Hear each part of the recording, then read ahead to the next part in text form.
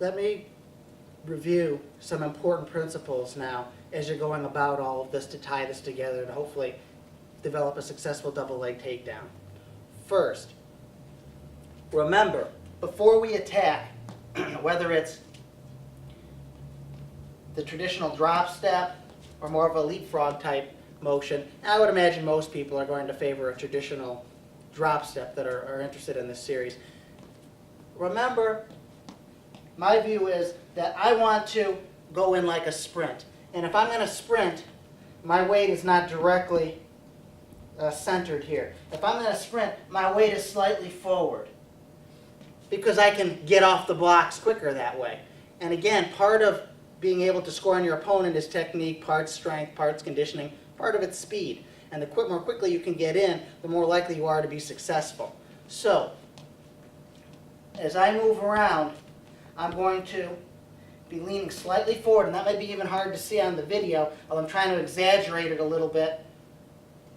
But my weight, which is about here, shifts even slightly more, maybe like 80% to the balls of my feet. And there's a point where my balance breaks. And that's the point where I begin my attack in typically. And that's the same situation when I do my setup. My weight is slightly forward. I've committed myself to begin that attack. And my belief is that you'll be more successful if you start in a sprint type position. And I'm exaggerating a little bit here. I'm not saying you're going to be like this, but in terms of weight distribution, being slightly forward before you initiate that attack. And I know my weight is more back here on my heels. Now I know it's shifting. I know where my weight is, and I've become sensitive to when that point is to where I want to begin that attack quickly. Next, when I go in, I need to move in quickly. So I've started my weight slightly forward, so I have a little bit of momentum going in. Also, too, I've just changed the distance barely, but slightly getting a little closer. When I do come in, after I've lowered my level, I want to step very, very quickly. It's important when I go in, I blast in. It's important that everything is in. It's a sprint, that you're very quick, and everything is thinking into your opponent. Next, before I attack, don't back your weight up first, because I'm doing that. If I'm doing that, I'm doing the exact opposite of what I just mentioned a moment ago. I don't want to shift my weight back and then have to bring it forward. One, I've increased the distance between my opponent slightly, and two, I can't begin my momentum forward until I've shifted my weight so that my movement is going forward. So a mistake a lot of people make, especially starting out, is they have a tendency to kind of get back first before they attack. You don't want to do that. It's just boom, go. So if in your practice you're noticing yourself kind of fading back, I'm exaggerating a little bit to make the point, and then going in, that's going to slow you down. That's going to make you less successful. Other thing is, move your hands or small muscles first. When I attack, I lower my level. As I come in, I want my arms to go in first. It's almost like a cartoon where part of that cartoon character begins his activity or his motion quickly, and the rest of it snaps back into him. Almost think of it that way in terms of a metaphor. And why that's important is simply you can move smaller muscles faster than bigger muscles. You can punch quicker than you can kick.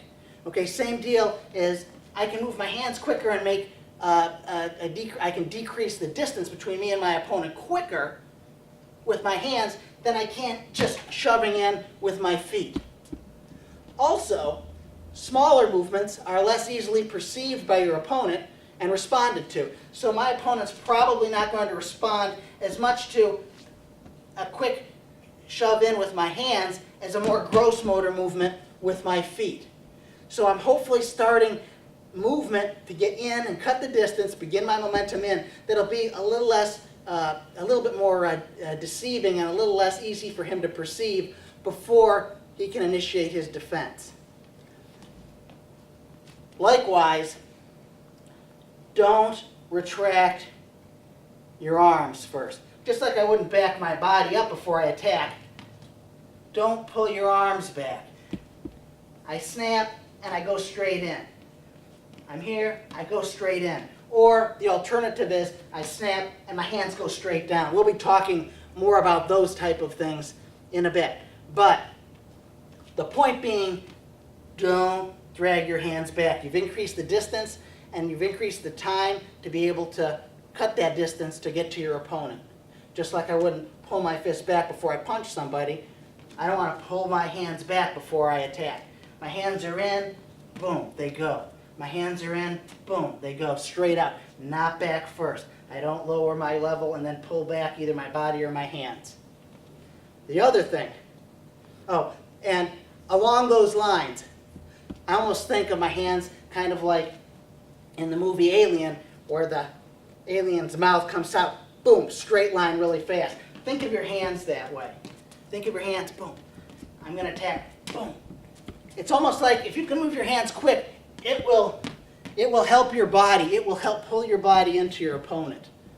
Again, your hands are very important, and I think it's important to initiate the motion in, typically with the hands after you've started shifting your weight. Now, the other thing is, don't drag your foot. If I want speed, it doesn't make sense for me to do my drop step, drag my foot to where now it takes almost a couple of seconds, or a part of a second at least, for it to come up. I wouldn't run with any goal for speed by dragging my feet. Don't drag your feet when you do your drop step. This knee comes down. When this knee hits, that foot has to be almost simultaneously on the mat. You can only run as fast as you can lift your rear foot up to plant it down. So it doesn't matter how quick I am with my front foot if my rear foot is slow. So when I do my drop step, I lower my level, I step, now this comes down, this foot is up right away. I lower my level, I step with my drop step, this comes down, boom, that's up right away. And that's critical. Again, you want to tie those two movements together. This knee coming down and that foot, not instantaneously, but darn close. Next, don't blink your eyes. It's important that you keep your visual attention on your target the whole time, from when you start the setup, well, actually from when you start to perceive the opening to when you begin your setup and then begin the formal part of your attack all the way through the finish. Keep your visual attention directed towards your target. Typically, I want to make sure that I'm not looking down. I don't want to blink before I attack in. I don't want to blink as I'm coming in. You need to be able to feel comfortable keeping your eyes open the whole time, and again, keeping visual attention on that target the whole time. For example, with a double leg, typically I'm going to be looking in at my partner's chest or my opponent's chest until I actually make contact. That does a couple things. One, it keeps my head up. Also, too, if I'm looking towards his chest, you'll notice if I'm attacking on the left side of my opponent,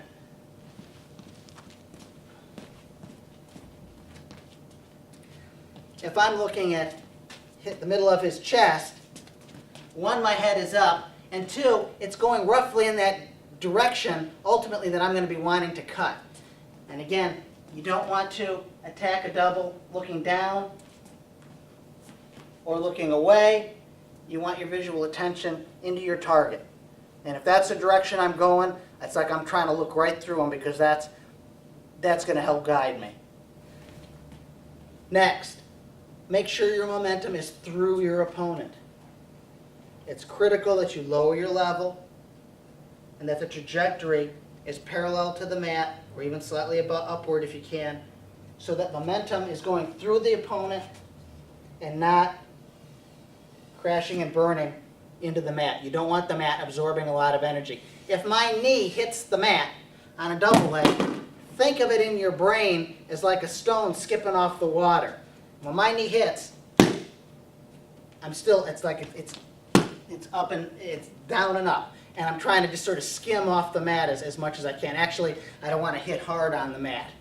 Okay? My knee is frequently going to hit, but when it does, I would first prefer to have my momentum striking my opponent first before my knee hits, at worst simultaneously, but even if it's simultaneous, I want the momentum in this way, which will happen if I've lowered my level from the get-go. If my hips are too high and I come in, even if I hit him at the same time that my knee hits, it's like a lot of the momentum goes down on the mat. And I want my momentum through. If my momentum is down on the mat, I'm not having a lot of pressure on his legs, which allows him to pull his legs back and defend. So the more I can drive through my opponent, keep tight with the legs, the more likely I am to prevent him from successfully defending.